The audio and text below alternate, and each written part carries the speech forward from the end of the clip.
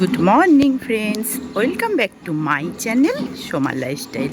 তো বন্ধুরা, দেখতেই পাচ্ছ আমি সকালবেলা মর্নিং ওয়াকে, কালকে পুজো হয়েছে, একটু যাই গিয়ে দেখে আসি। তো দেখতেই পাচ্ছ আমাদের পাড়ায় পুজো হচ্ছে, গণেশ পুজো। যাই একটু দেখে আসি। সকালবেলায় মর্নিং ওয়াকে যেতে গিয়ে দেখছি ঢাকের আওয়াজ। দেখি পাড়াতেই তো, আর কত সুন্দর বড় করে প্যান্ডেল করেছে। একটু যাই। তো তোমরা সকলে কেমন আছো? আশা করছি ভালো আছো, আমিও ভালো আছি। আর এখন থেকেই আমি আমার ব্লগটা স্টার্ট করছি। আর দেখো, চলে এসেছি ঠাকুরের কাছে। আর এদেরকে দেখো, সকাল হয়ে গেছে, এখনও এরা খালি গায়ে নাচানাচি করছে। তা যাই হোক, এদের নাচ দেখে, ঠাকুর দেখে আমি সোজা চলে আসলাম মাঠে। তো এই যে ঠাকুর দেখে আসলাম সকাল সকাল, এবারে ঢুকে পড়েছি মাঠে। তো আমি হেঁটে নিই।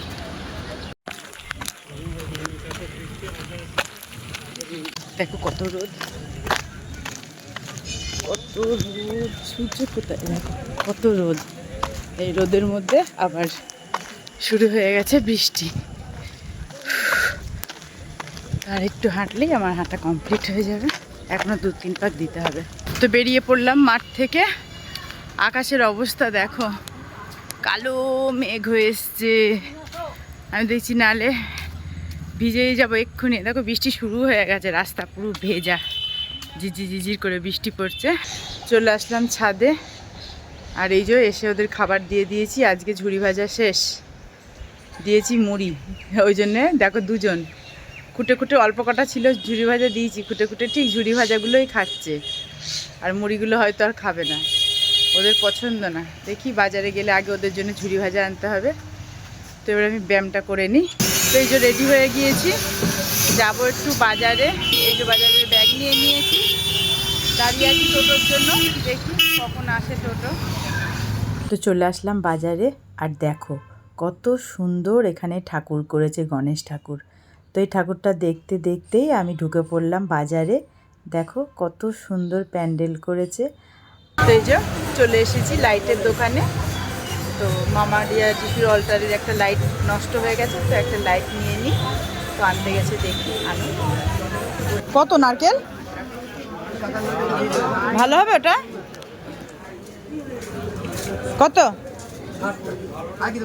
50 টাকা না?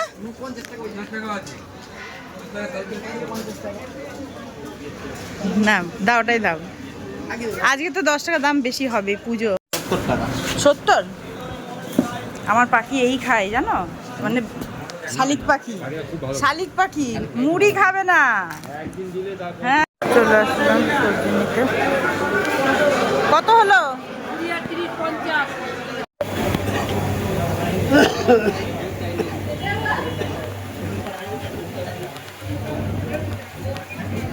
কুদরি কত করে? কুদরি হচ্ছে আপনার 250 করে 300 টাকা। না, লাল লঙ্কায় দাও। 300 টাকা না, বললাম তো, নেব না। চলে এসছি মাছ বাজারে, দেখি একটু চিংড়ি মাছ নেব।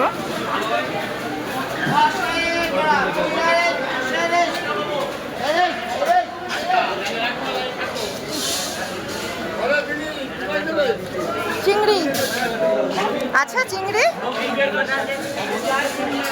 বড় বড় তো দাও। সাদা কটা বেছে দাও, সাদা কটা দাও।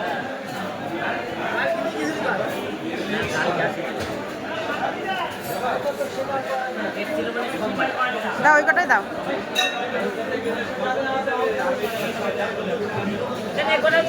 না না, ও বড় ভাল লাগে না। তা দিয়ে দাও, ওই কটা 100 টাকাই করো। তা দিবা না? না নেবো না, তাহলে ওই কটাই থাক। এই যে উঠে পড়েছি লিস্কই, বাজার হলো, এবারে বাড়ি যাচ্ছি। পায়ের কাছে নিয়ে নিয়েছি বাজার, যাই বাড়ি। চলে আসলাম বাড়ি।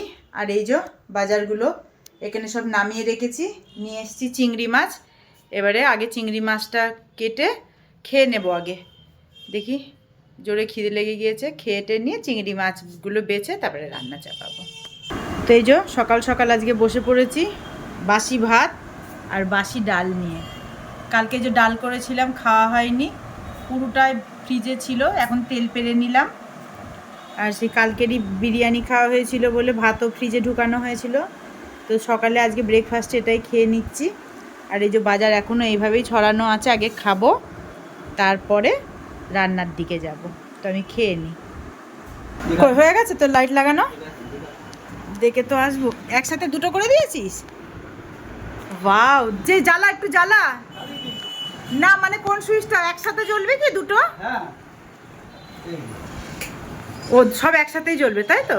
খুব সুন্দর, দারুণ লাগছে, দারুণ লাগছে, সুন্দর হয়েছে। এতদিন এটা কিনেছি প্রদীপটা, কিন্তু জ্বালানো হয়নি। হ্যাঁ তুই দেখলি বললি তাই, নালে আর হতো না রে। খুব সুন্দর হয়েছে। অবশ্য একটা জিনিস আগ্রহী লোক থাকা উচিত বাড়িতে। হ্যাঁ সেটাই, আগ্রহী না থাকলে হবে না।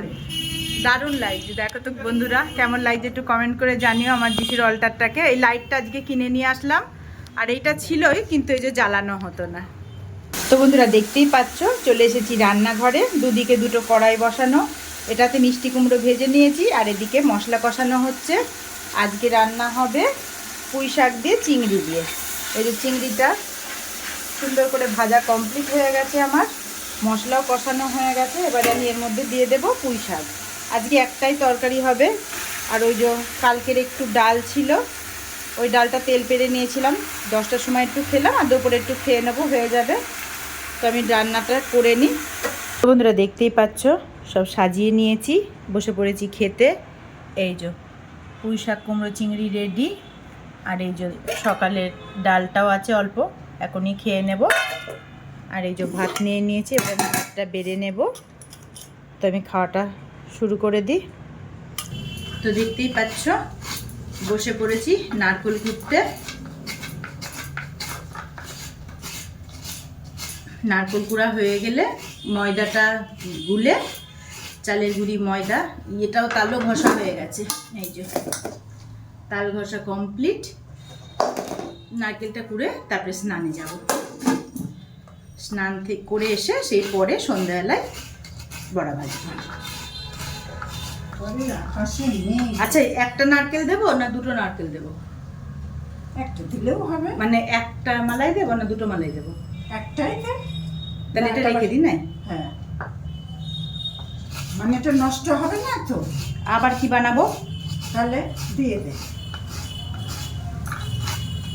গুড়টা বার করে দাও, ফ্রিজে আছে। আকাশে বিশাল ও এখন এরকমই হবে। আমার নাইটিটা শুকালো ছাদে।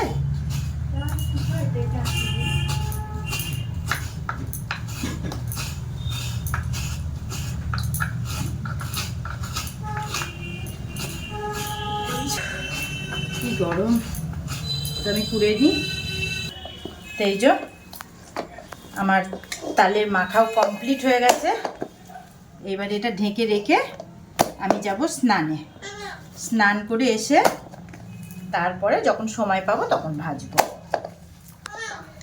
আরে এটা আমি তাল মাখছি, এখন ভাজি তারপরে তো খাবি, এখন দেওয়া যাবে না। ঢেকে রেখে দিই, এখনো ভাজিনি, দাঁড়া ভাজবো তারপরে, সবে মাখছি। তো বন্ধুরা দেখতেই পাচ্ছ আমার স্নান ধান কমপ্লিট হয়ে গেছে।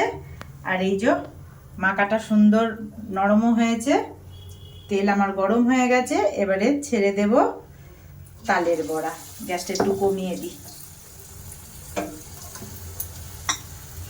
তো আমি তালের বড়াগুলো ভেজে নিই সুন্দর করে। সুন্দর মাখা হয়েছে।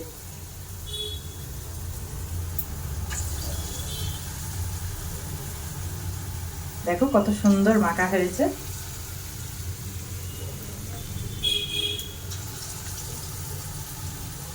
তো আমি ভেজে নিই তালের বড়াগুলো। আমার তালের বড়া ভাজা কমপ্লিট। তো তালের বড়া ভাজাও হয়ে গেছে, এদিকে আমার ঝুড়িও কিন্তু ফাঁকা। মানে ভাজতে যা দেরি, আমার ঝুড়ি ফাঁকা হতে দেরি নেই।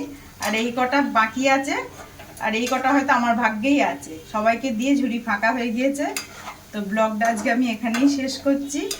তোমরা সকলে ভালো থেকো, সুস্থ থেকো। দেখা হবে পরের ব্লগে। Bye, good night.